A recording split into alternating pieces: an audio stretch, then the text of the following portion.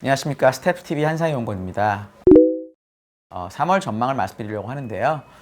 그러니까 2월부터 저희 회사에서 이글스라는 제목으로 해외 주식 전망을 내고 있습니다. 그래서 지난달부터 제가 이걸 유튜브에서 말씀드리고 있었고요. 그래서 오늘은 3월 전망을 말씀드리도록 하겠습니다. 이런 것 같아요. 그러니까 올해 전망을 이야기할 때부터 저희가 이제 생각했던 것은 올해 시장의 성격이 바뀔 가능성이 높다. 지난 4년, 5년 동안 계속적으로 일반적으로 저희가 말하는 성장주라는 종목들이 좋았고, 특히 작년 3월 달에 코로나가 터지면서 그 언택트로의 변화가 더 빨라졌고, 그래서 주가가 빠지는 과정에서 오히려 우리가 생각하는 가치주가 더 빠졌던 현상이 있었거든요. 근데 이제 올해는 코로나가 회복이 되고, 코로나에서, 그리고 바이든 정부가 새로 왔다라는 점 때문에 시장 성격이 변할 거라고 저희가 말씀드려 왔습니다. 그래서 그런 종목들이나 이제 시장의 ETF 같은 걸 말씀드렸던 거고요. 3월에도 저희는 좀 고민했어요. 왜냐하면 지금 1월, 2월 계속 그런 모습이 나타났기 때문에 과연 3월에 다시 바뀔 거냐를 고민했는데, 저희는 일단 3월에도 1, 2월과 비슷한 모습이 나타날 거라고 생각을 했고요.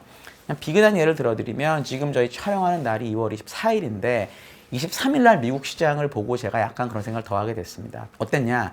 장 초반에 미국 시장이 급락을 했는데 급락하는 과정에서 나스닥이 제일 많이 빠졌고요. 테슬라는 뭐 10몇 프로 빠졌었어요. 그러니까 이게 작년 코로나 때랑 비교를 해보면 어떠냐? 코로나 때는 주가가 빠지면 소위 말하는 가치주, 컨택트주 이런 게 훨씬 많이 빠졌어요. 오히려 애플이나 아마 이런 게 잘 버티고. 근데 어제는 좀 모양이 달랐거든요. 근데 이게 무슨 얘기냐면 시장이 많이 올라서 부담스러운데 어떤 이슈 때문에 주식을 팔고 싶으면 옛날에는 코로나 피해주를 먼저 팔고 수혜주를 갖고 있었는데 이제는 어느 정도 경제가 정상화되는 것처럼 보이니까 코로나 수혜주를 오히려 먼저 파는 그런 그림이 나타났던 것 같아요. 그래서 지금 시장 상황에서는 일단은 시장의 색깔 변화가 3월에도 나타날 가능성이 높다라고 저희는 생각을 하고 있습니다. 그래서 그런 방향으로 일단은 생각을 하시는 게 맞을 것 같고요. 지역적으로만 보면 2월 달에는 신흥국이 강했습니다. 그러니까 신흥국이 강했다는 게 이제 시장 색깔의 변화의 일부이기도 하죠. 왜냐하면 신흥국 같은 경우가 주식의 업종 구분으로만 보면 상대적으로 미국이나 나스닥에 비해서는 이제 구경제 비중이 높거든요.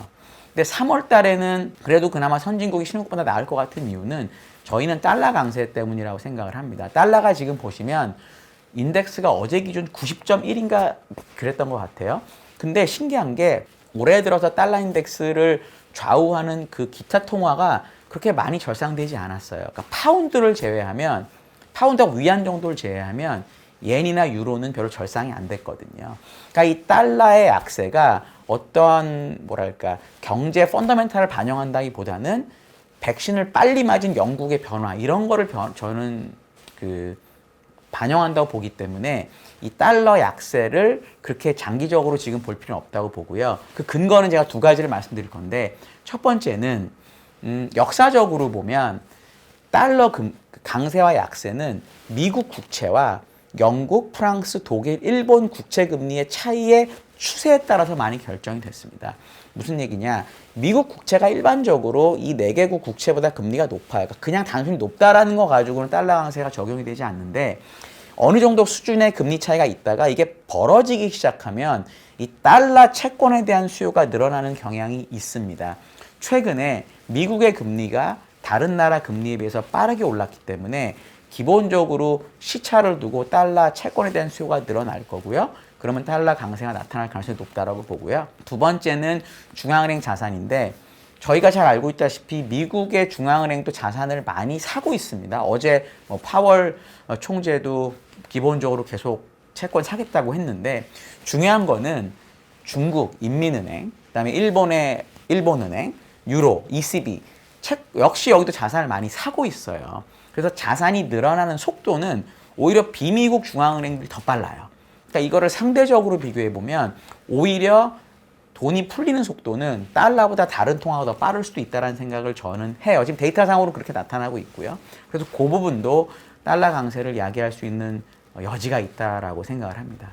그렇기 때문에 역사적으로 달러 강세일 때 선진국이 강했기 때문에 선진국 위주의 시장을 좀 보시면 어떨까라는 생각을 저희는 하고요.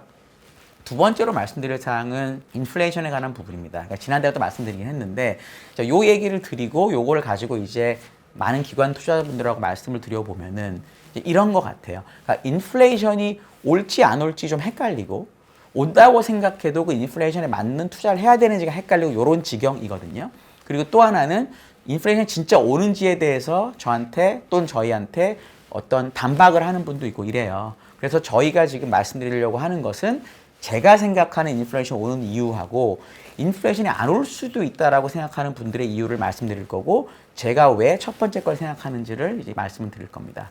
인플레이션이라는 거는 물가 상승인데 페드가 보는 인플레이션은 달라요. 핵심 소비 지출이지만 일반인들이 보는 인플레이션은 물가 상승률이거든요. 그러니까 그걸 CPI라고 하는데 이 CPI는 결국은 원가가 올라서 최종재 가격을 올리거나 또는 수요가 올라가서 다른 비용이 올라가는, 가격이 올라가는 두 가지가 맞물리면 인플레이션이 올라오게 되어 있습니다. 지금 시장에서 어느 정도 합의가 돼 있는 것은 뭐냐면 원자재 가격이 오르기 때문에 PPI는 올라갈 거다 이런 거예요. 역사적인 데이터를 보시면 원자재 가격이 올라가는 트렌드하고 이제 세계 공장이라고 하는 중국 PPI의 흐름이 거의 똑같습니다. 최근에 그게 많이 올라오고 있어요. 그래서 그 부분까지는 인정을 해요. 그러니까 공급 견인 인플레이션이 있을 수 있다는 부분에 대해서는 어느 정도는 인정이 되는 분위기예요. 문제는 이제 수요 쪽, 요쪽 CPI 쪽인데 지금 중요한 점은 미국에서 얘기하고 있는 부양책 규모가 되게 크거든요. 근데 이 부양책 규모가 2008년, 9년에 뭐 2배 이상이라는 게 약간의 정설 비슷하게 돼 있어요. 근데 중요한 점은 2008년, 9년에 우리가 말한 GDP 갭보다 지금의 GDP 갭이 작다라는 거죠. 이 GDP 갭은 그 프레드하고 다른 뭐 실제 GDP를 비교하면 나올 수 있는데 2008년, 9년은 GDP 갭이 한 분기 GDP 갭은 지금보다 작았는데 그게 2년 이상 지속이 됐습니다. 그랬기 때문에 GDP 갭 규모가 컸고요. 이번에는 작년 2분기 GDP 갭이 정말 컸거든요. 정말 컸어요. 그래서 부양책이 나오고 막 이랬기 때문에 회복이 됐고 지금 컨센서스가 얘기하는 GDP 증가율이랑 잠재 GDP를 비교해 보면 올해 안에 GDP 갭이 없어질 수도 있다라는 게 약간 추정치로 나오거든요. 그러면 전체 GDP 갭 규모는 2008년, 9년보다 작아질 수도 있을 것 같아요. 근데 기본적으로 부양책이 그때보다 훨씬 크니까 필요한 물은 예를 들어 뭐 100리터인데 한 2, 300리터 갖다 부으면 물이 넘칠 수밖에 없거든요. 그래서 그런 부분 때문에 이제 수요 쪽 견인 인플레이션이 있는 것 같고 두 번째는 한 2, 30년 전부터 수요 미국 소비 추이를 쫙 그려보면 17, 18, 19에 좀 과잉 소비가 있었어요. 추세선보다 약간 높았는데 그러니까 그때 그래서 미국 주식 좋았던 게 설명이 되는데 코로나를 맞으면서 급격히 소비가 줄었습니다. 그러니까 이 과잉 소비하고 소비 줄은 거를 업스가 상쇄해서 계산을 해보더라도 기본적으로 이연된 소비 규모가 한 3조 달러는 되는 것 같아요.